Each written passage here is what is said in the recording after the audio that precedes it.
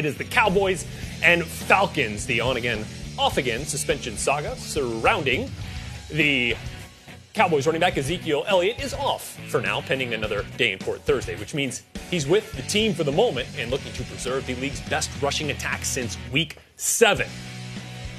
And the Falcons, they've been unable to duplicate their rushing success of a year ago, but the struggles don't stop there. Matt Ryan, owner of the biggest passer rating drop-off from 2016 of any quarterback in the league. Yeah, I think we've been doing the right things, and that, I think guys can take comfort in that, knowing that we're preparing the right way, we're doing the right things, and just to relax and understand that plays are going to come to us. And I believe that's going to happen for us moving forward.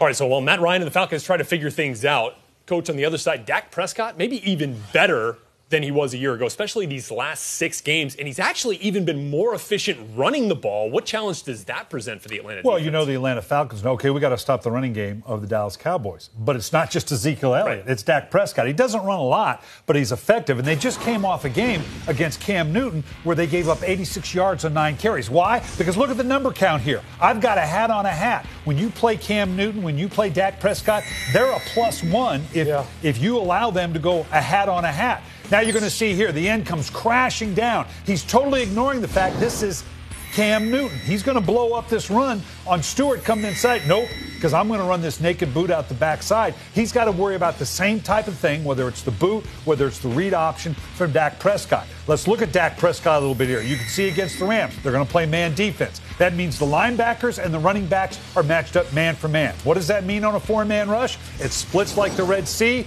They push down on the inside on the defensive tackle, and Dak Prescott, he doesn't want to run a lot, but when he does, it's very effective. Here are the Green Bay Packers. Dom Capers, the defensive coordinator, says, I'm going to bring a safety, and I'm going to bring that extra guy. But they get washed down. They don't keep lane integrity in their run or pass rush, and they're going to gash that way. That's going to be the key for Atlanta, obviously. They've got to stop the run. They know that going against this team. And you got to slow rush. You don't have to get home. Keep Dak Prescott in the pocket. Don't let him run up the middle or on the outside. Slow rush. And he can beat you from the pocket, but you got a lot better chance there than if he's outside the pocket. 195 and 4 touchdowns on the ground so far this season for Dak. I mentioned the Falcons' rushing attack has struggled. Devontae Freeman still looking for his second 100-yard game. Now has back-to-back sub-50 rushing yards. And it's going to be tough to get on track this week against a surprisingly staunch Cowboys run defense. Yeah, Freeman's averaging 4.5 yards a carry, but it just feels different. He doesn't have the big runs. They're not taking over the game like we saw them do last year. And to me, Coach, it's all about the penetration that this offensive line has given up. And when you look at the run game, there's penetration on the inside, but there's also penetration on the outside.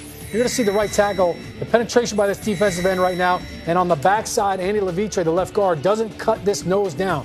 You've got to edge the defense somewhere. Well, they don't edge it on the backside. They don't get it cut off. And the defensive end forces Devontae Freeman right back into the defender. That's a tackle for a loss. Now, Dallas does a great job against the run. Probably don't get enough credit. But they do a lot of movement. So here's where the penetration comes from. This is a Sam Mike scrape. You get the defensive end and the nose guard scraping, safety filling, and Sean Lee filling. They're so aggressive. They play on your side of the line of scrimmage. It's the defensive line have a green light. Rob Marinelli says, look, I just want you to get in the backfield and cause havoc. Watch the defensive end blow this play up. He takes out the guard. He takes out the tight end. Takes out 3 blockers. DeMarcus Lawrence is flying upfield. And all of this penetration allows for Sean Lee to just come and clean up the mess. This run defense for Dallas is very underrated.